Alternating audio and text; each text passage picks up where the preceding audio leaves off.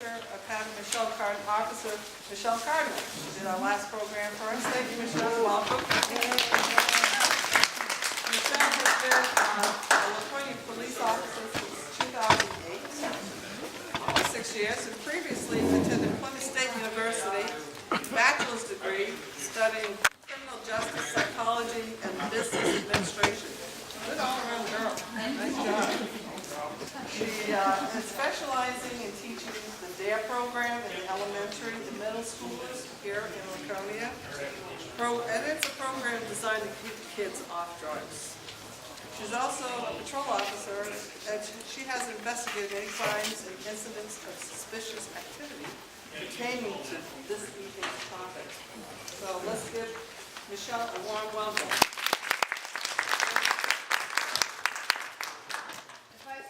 Talk like this, can you guys hear me all right? Yes. Okay. I just don't know which faces are everywhere. I also have to hit the button. So, tonight's topic: fraud, scams, and identity theft. What is it? Well, a little quote. Yes, as through this world I've wandered, I've seen lots of funny men. Some will rob you with a 6-gun, and some with a fountain pen. There we go. What is fraud? Fraud is the wrongful or criminal deception intended to result in financial or personal gain, and a person or thing intended to deceive others, typically by unjustifiably claiming or being credited with accomplishments or qualities. So that is what we will be talking about. And the New Hampshire RSA that pertains to fraud, identity theft, and the like, New Hampshire RSA 638. So if you want to sit down for some light reading. Go there. What is fraud? There are tons of types of fraud. A list of things that we've seen at the Laconia Police Department: issuing bad checks, fraudulent use of a credit card. It's very popular. It's when someone gets your credit card and uses it without your permission. Computer-related offenses, identity fraud. Just recently, I had a lady come into the police department say that she tried to file her tax returns, and the computer wouldn't let her because someone used her social security number. She doesn't know how it happened, but she's working with the social security office to work that out. So it does happen. Fraud on women, infants, and children, misapplication of property, use of possession of slugs, use of scanning devices or re-encoder to defraud. Prohibited, which means if you have a scanning device, you can't have that device. Insurance fraud, fraudulent handing recordable writings, so your bank documents and whatnot, they're for you, they're not for anybody else. That's why when you call the bank to get your own records, they say, well, you'll have to come in and sign 20 to 50 forms before you can get your own information, because it's such a checks and balance system. Tampering with public or private records, deceptive business practices, dealing in counterfeit recordings, fraud on creditors, fraud on depositors, fraudulent execution of documents, commercial bribery, sports bribery, false academic documentation, criminal acts involving phones, telephone cloning, paraphernalia, the possession of that or the use of that. So if you try to be someone who you're not, typically there's going to be a statute or a crime that's associated with that. Yeah. I'll get into the definitions of a whole bunch of these. So, fraud, there are more than $400 billion in annual loss here in the United States.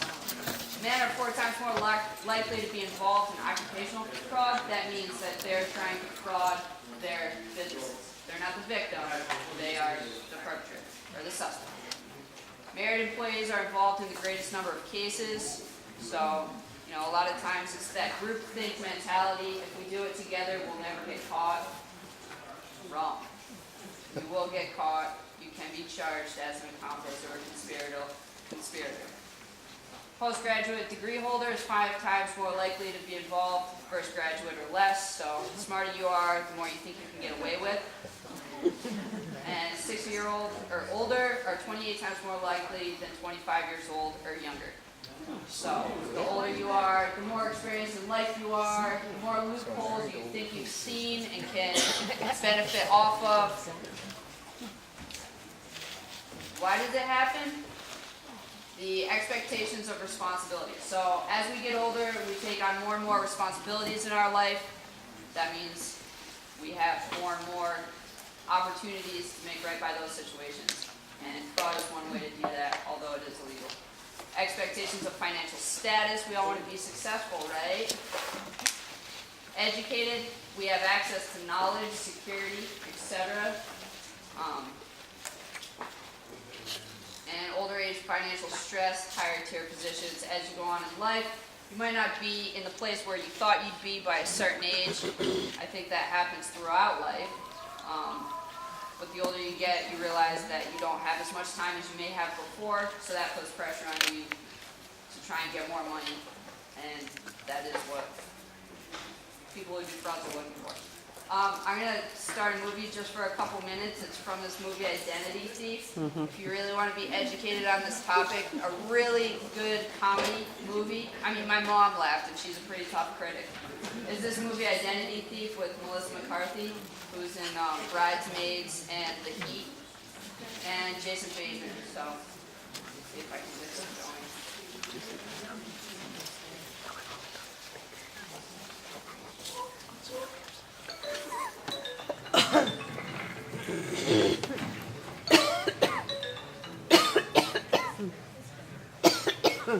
Hello, this is Sandy Patterson. Yes, Mr. Patterson, I'm Janine from the Fraud Protection Department of Identical Credit Monitoring Service. We're calling today because unfortunately it appears that someone has attempted to steal your identity. Are you kidding me? Gosh, I wish I were. We did catch this in time, however, but I do suggest you taking advantage of our free Total Protection Plan, which safeguards your credit rating against theft and fraud. Yes, please. If it's free, absolutely. Just terrific. I went for this plan myself. Mr. Patterson, I'm going to need to verify some information from you. I'm going to need your full name, date of birth, and social security number, please. Sure, understood. Here it comes.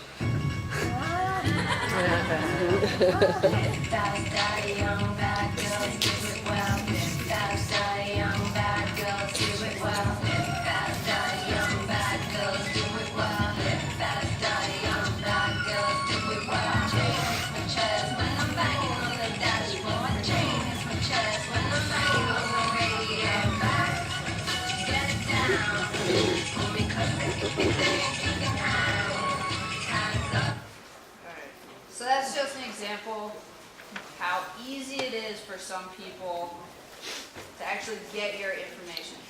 So the more information that you have to protect yourself, which is why we're here today, the better off you'll be in the long run, because these things do happen. People call all the time. Hey, you want a car? I just need your information to verify that you are in fact the winner.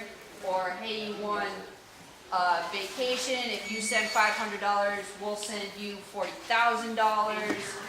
Or one of the ones that we've seen in town a lot is somebody calling saying your granddaughter, your grandson is locked up abroad.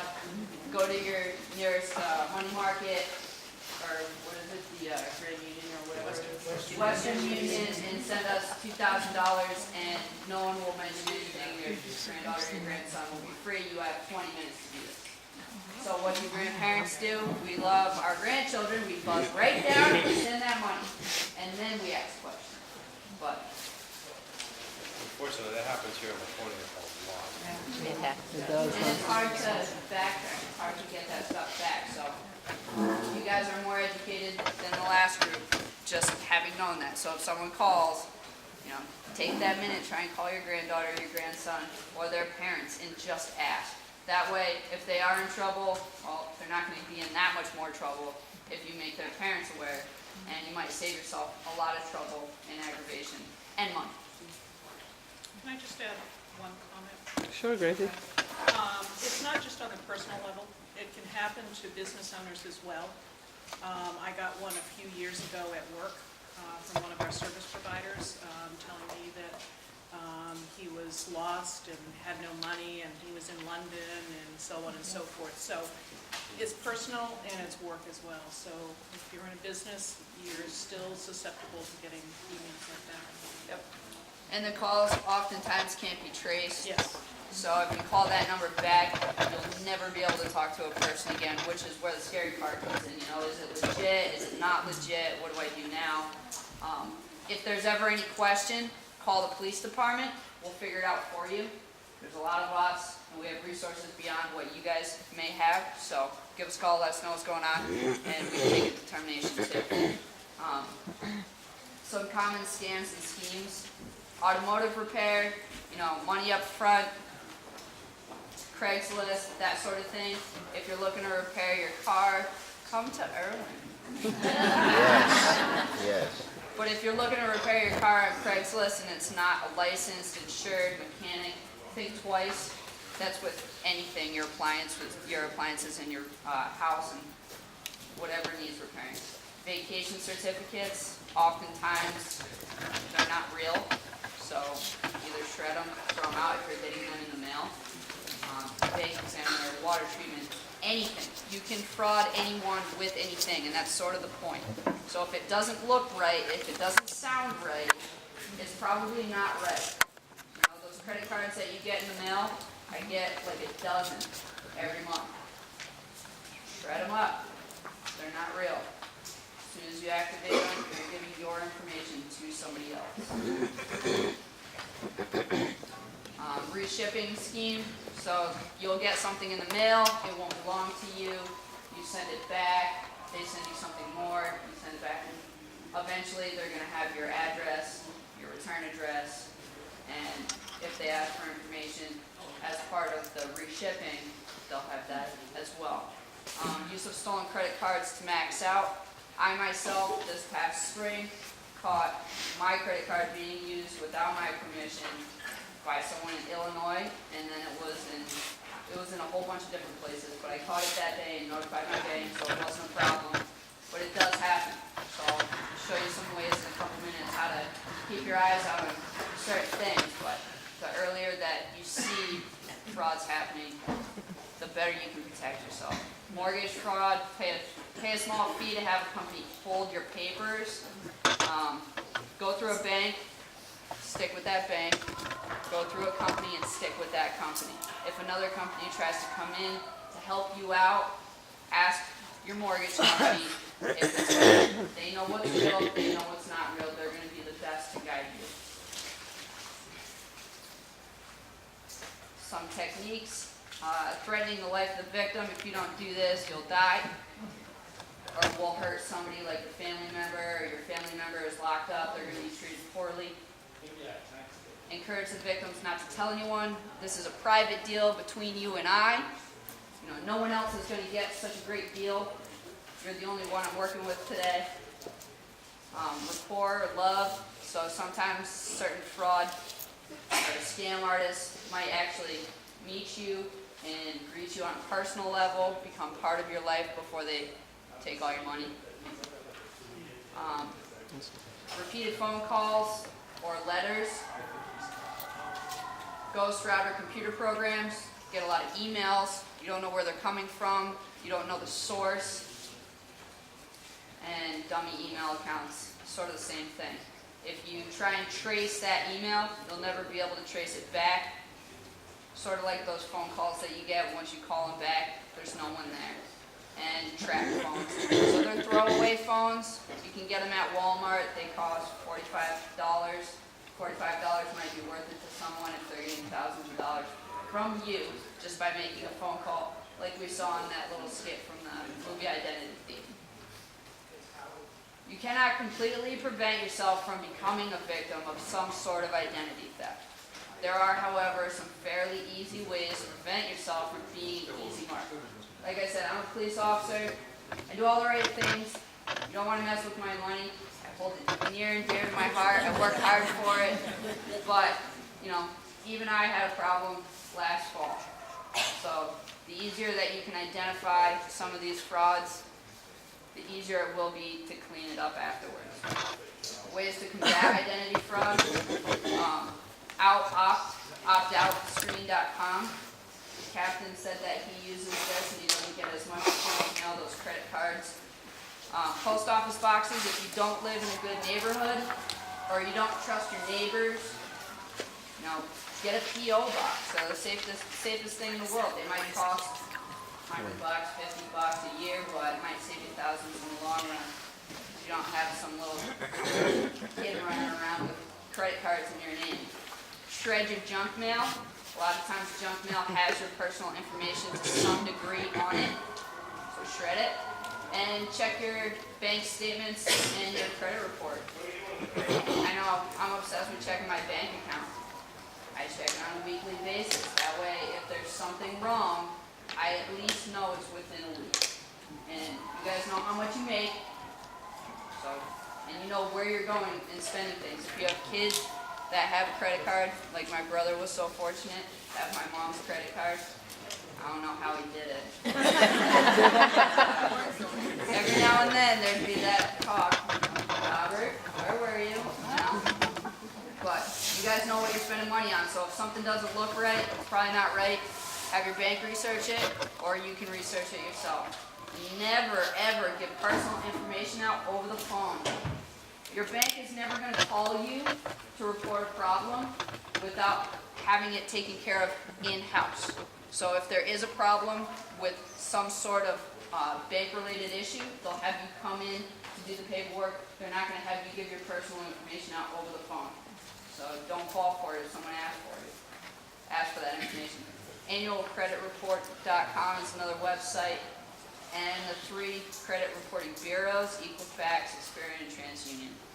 You can call them, get your credit report. Credit Karma. What's that? Credit Karma? Karma is free. Actually free. And Yes, they will actually email you free. if any of your credit changes. Cool. There you go. Some more information. Other tips. Retrieve your mail right after delivery. Check your mail every day, even if you have a wicked long driveway. Walk down there, get your mail. If you're away for a few days, have a trusted neighbor retrieve your mail, or a family member.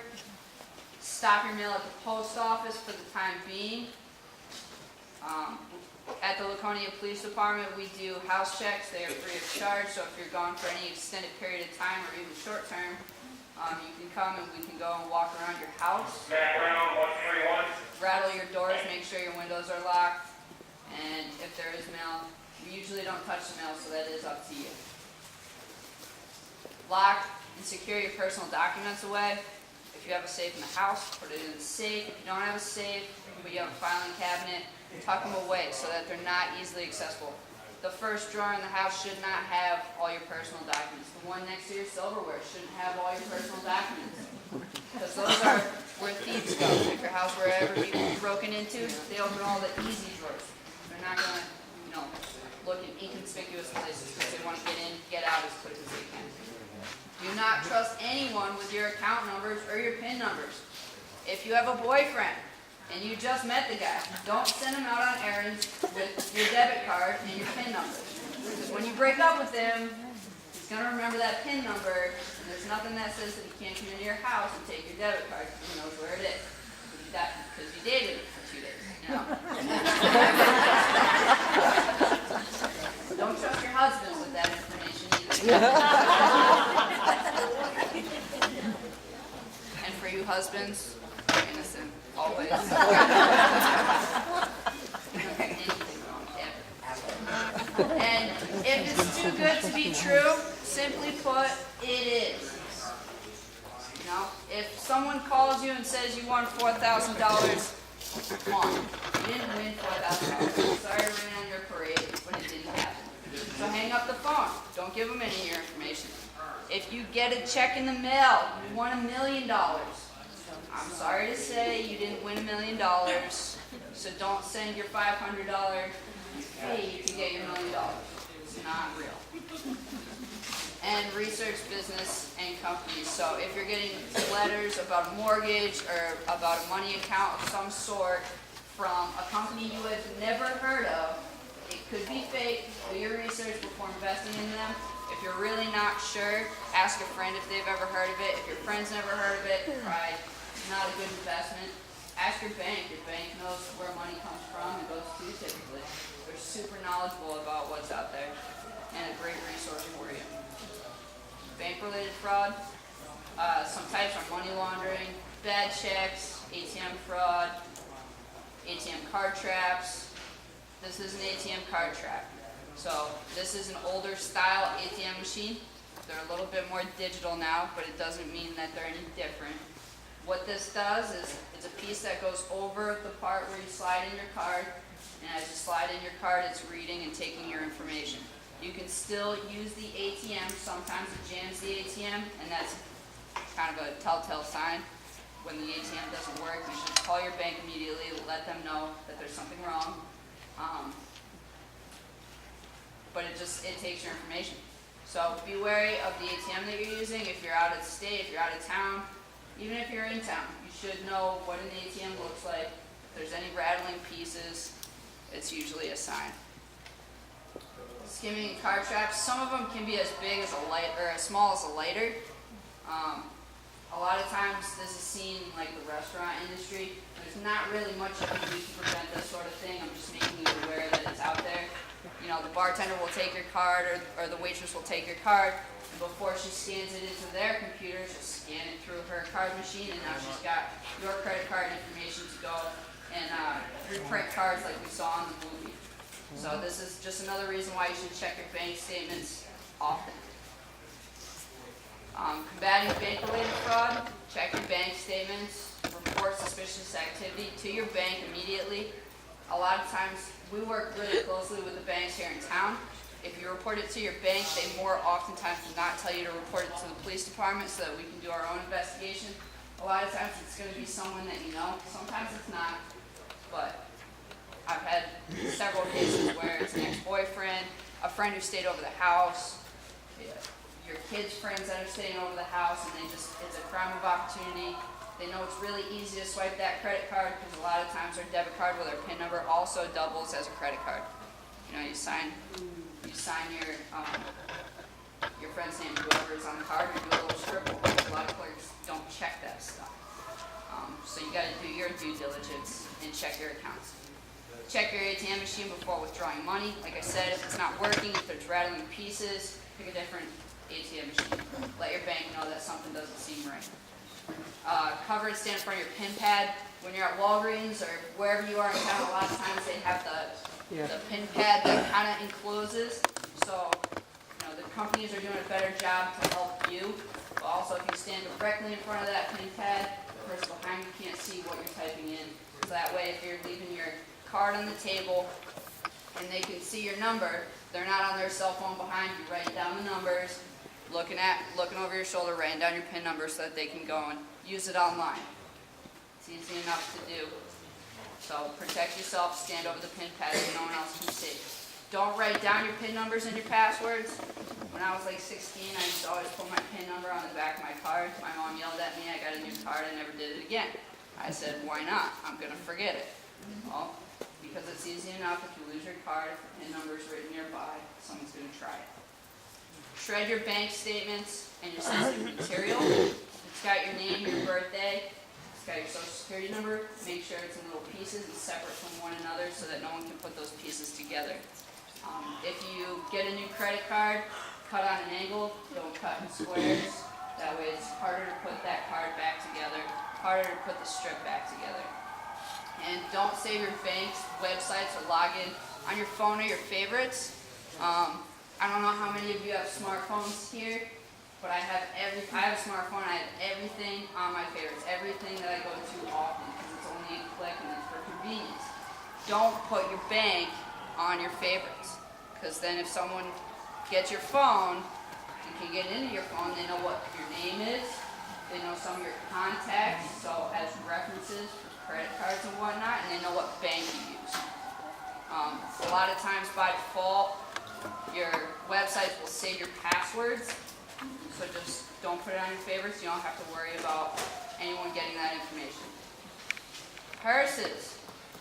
Ladies, the purses we have today are humongous, and they hurt your back, so don't fill them with crap.